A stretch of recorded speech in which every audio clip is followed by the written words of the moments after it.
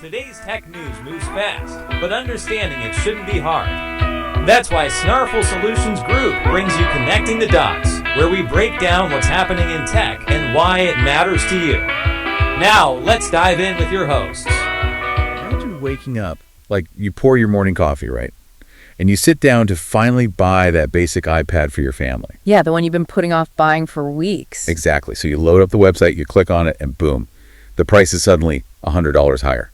Just overnight. Which is wild to actually see happen in real time. Right. It is. But the craziest part of all this, that sudden, hit to your wallet is directly connected to a high-stakes intelligence heist happening on the completely other side of the planet. It's the ultimate invisible chain reaction. You have digital warfare literally creating physical hardware shortages. Welcome to Connecting the Dots. I'm Alex, alongside my co-host Morgan, and we are coming to you from the Snarful Solutions Group, right here in Sacramento, California. And every day, we try to take this overwhelming wave of tech news and translate it into how it actually impacts you, your wallet, and your world. Today's Thursday, June 25, 2026, and we have an incredibly tangled web to unravel for you today. We really do. But before we hit the main circuit, let's get you caught up on the numbers and the weather. Right, starting right here at home in Sacramento, it is a gorgeous sunny Thursday. We're looking at a high of 88 degrees Fahrenheit with a nice little breeze, anywhere from 3 to 12 miles per hour. Beautiful day for it. But if you're listening from elsewhere in the country, the map is looking significantly more turbulent, to say the least. Oh, definitely. We're currently tracking 253 active U.S. weather alerts, and 161 of those are actually stretching across land masses. So please take a second to check weather.gov for the specifics in your local area before you head out today. Definitely do that. Now, looking at the financial markets, the Dow Jones had a pretty solid Wednesday run, closing at 51,848 points and 90. Which is up 188.15 points, putting it at a 0.36% gain. Right. The S&P 500, though, kind of stumbled slightly. It closed at 7,358.22. So that's down 12.66 points for a mild 0.17% drop. And for those of you tracking the crypto space, Bitcoin opened today at 60,983.43 and is currently trading right around 61,085.39. So holding on to a modest bump of 0.17%. And finally, a really quick check on the diamond. The San Francisco Giants managed to edge out the Athletics yesterday with a tight 2-1 victory. Always appreciate a legitimate pitcher's duel. Yeah. Merrick Miller took the win on the mound for that one. He sure did. Today's episode is brought to you by Strong Coffee, the premium instant coffee that tastes like a traditional brew, but is packed with 15 grams of protein, MCTs, and adaptogens like ashwagandha. Get clean, sustained energy without the jitters. Use promo code SNARFL for 20% off at strongcoffeecompany.com. Right, so let's move right into the Morningstar Report, where we break down the most critical technology movements of the day. And we aren't just looking at isolated incidents this morning. No, not at all. We are looking at a massive global domino effect. Let's unpack this, because the narrative we're tracking today starts with a frantic, almost desperate race for artificial intelligence software. Right, and that race triggers a massive global hardware shortage. Which ultimately ends with the electronics sitting on your desk right now suddenly jumping in price. And that price jump is really where we need to start because, well, this is the shockwave that consumers actually felt this morning. Yeah, if you tried to go to the Apple online store earlier today, you probably noticed it was taken down. Which, happens. They do routine maintenance or they prep for new product launches all the time. Exactly. But when it came back up, anyone looking to buy a new computer or a tablet was in for a major sticker shock. Oh, a huge one. We are talking about price hikes of 15 to 25% across almost the entire Mac and iPad lineup. Which is practically unheard of outside of a major new generation redesign, right? Yeah, it's wild. It just doesn't happen like this. So I want to walk through what this actually looks like for you, the average person. If you're a parent doing early back-to-school shopping or a professional setting up a home office, your budget just got blown completely out of the water. It really did. Take the MacBook Neo, for example. Right. That jumped from $599 to $699, just like that. And the base model iPad, just the standard tablet you might keep on the coffee table, that went up to $449 from $349. A full $100 bump on their entry-level device. And the higher you go into the professional tiers, the more punishing that increase becomes. Oh, definitely. I mean, MacBook Airs, MacBook Pros, the iMac, they were all impacted. The Apple TV jumped from $129 to $199. Even the HomePods and the Vision Pro saw bumps. But the one that really made my jaw drop was the M3 Ultra Max Studio. Oh, man. Yeah. That one is brutal. Right. This is a machine used by video editors, 3D animators, heavy-duty developers. Overnight, that specific computer saw an eye-watering $1,300 increase. A $1,300 markup. It went from $3,999 to $5,299. On a machine that has already been on the market for a while, no less. It's just staggering. Now, I should note that the iPhone, the Apple Watch, and AirPods are unaffected right now. Right, at least for the moment. Though Morgan Stanley analysts did put out a note suspecting the upcoming iPhone 18 Pro might see a $50 hike in the fall. Oh, really? Just $50? Yeah, they mentioned that hike is actually being offset slightly because Apple is using their own in-house modems now instead of buying them from Qualcomm. Okay, well, that makes sense. But I have to push back here for a second. Apple is literally one of the most profitable, cash-rich companies in the history of the world. That's true. They have massive reserves. So are they just padding their margins here? I mean, is there a legitimate structural reason that a family iPad needs to cost $100 more today than it did yesterday? It's honestly the most logical question to ask when a trillion-dollar company raises prices like this. Yeah. But if you look at Apple's historical behavior, they actually hate doing this. Wait, really?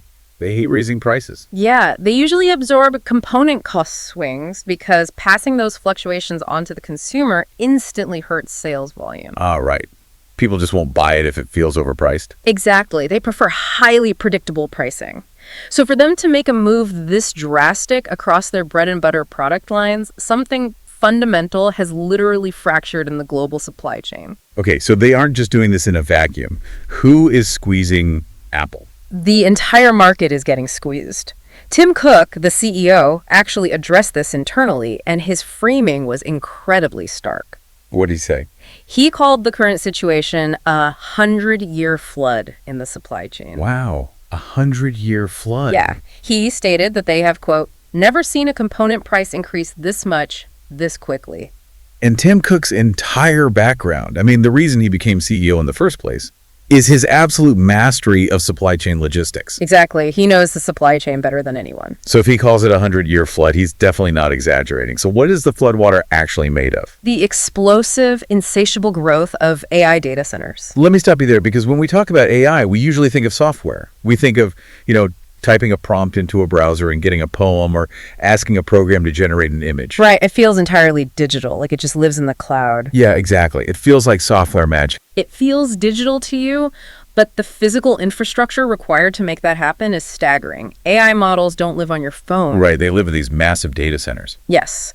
And to function, these advanced AI models require monumental amounts of memory.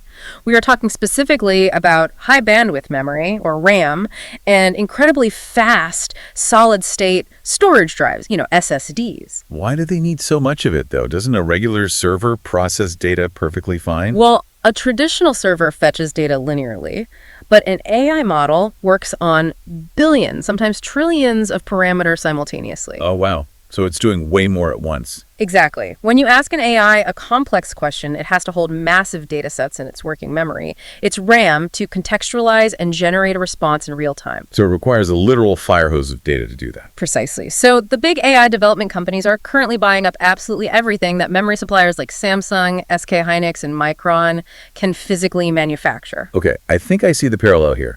A few years ago, we had the massive crypto mining craze, right? Oh, yeah. The great GPU shortage. Exactly.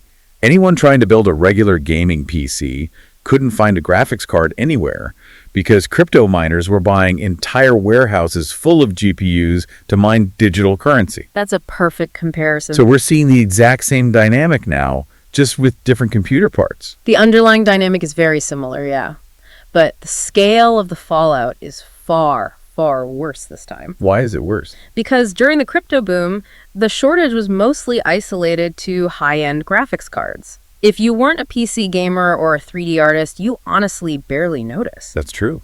But high bandwidth memory and solid-state storage. Those are the foundational building blocks of almost everything with a battery or a plug. Right. Memory goes in literally everything. So this doesn't just mean a MacBook gets more expensive. This hits gaming consoles, smart home devices, your smart refrigerator. Even the automotive industry. Modern cars are essentially rolling server racks these days. Wow. I didn't even think about cars. Yeah, they require robust memory systems for navigation, sensor processing, the infotainment screens.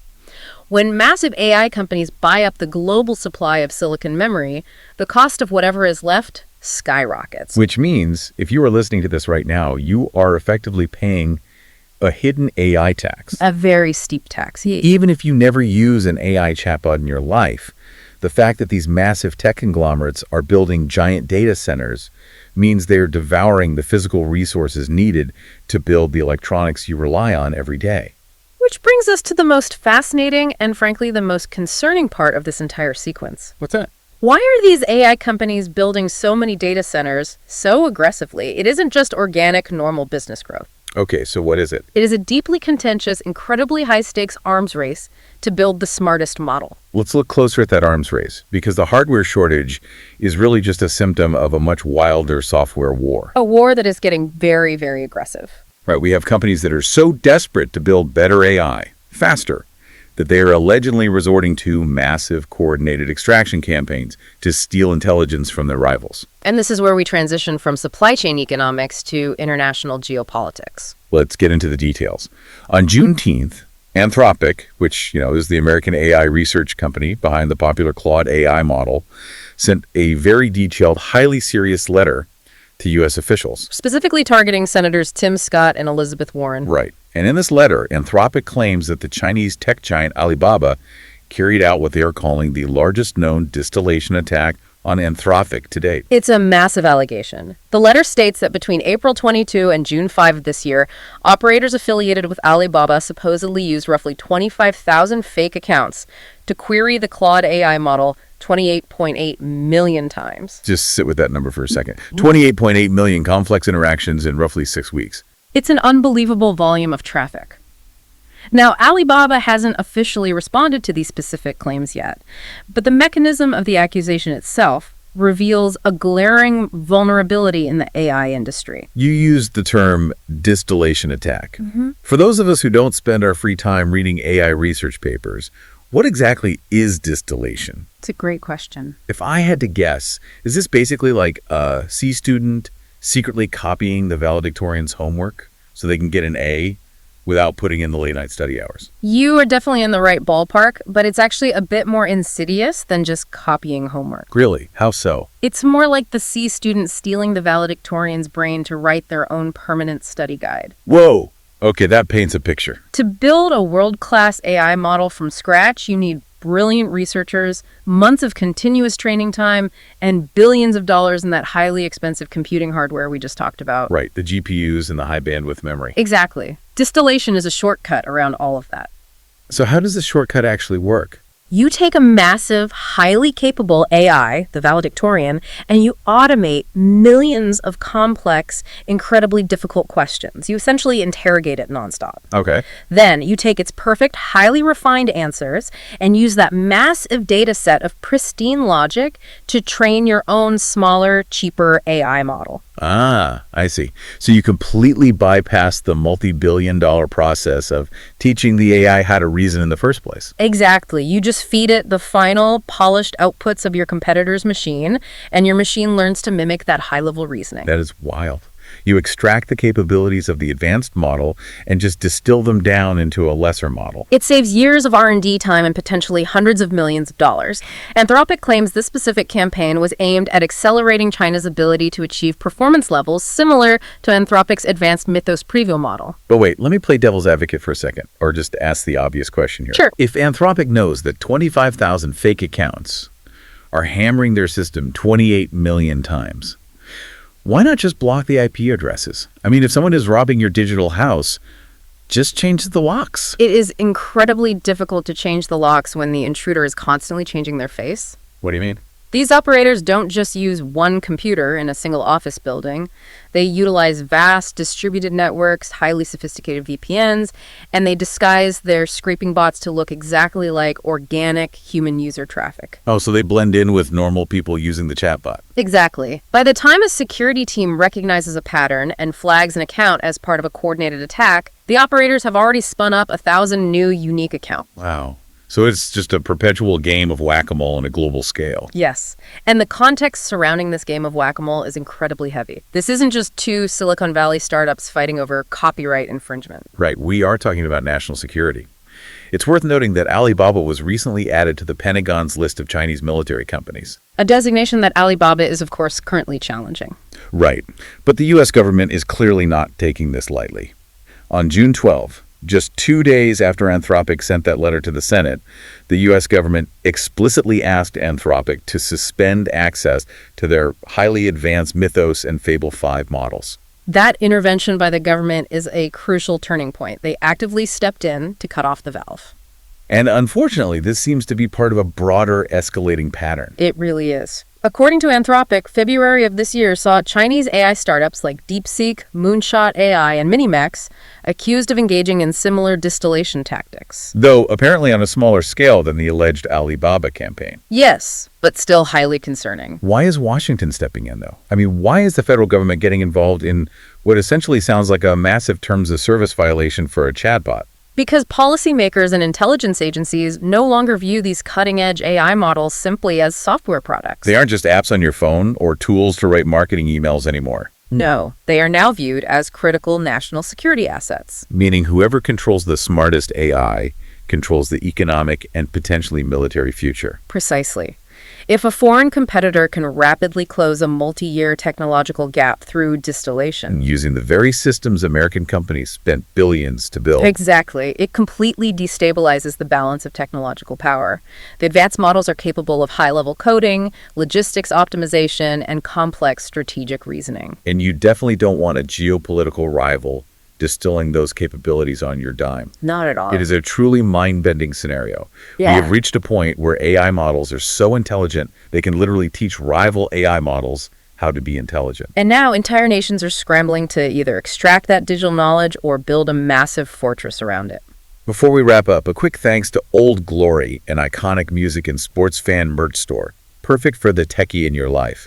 Use promo code SNARFUL for 15% off at oldglory.com. Okay, let's take a step back and connect all of these dots, because the through line today is pretty spectacular when you look at it all together. It really is.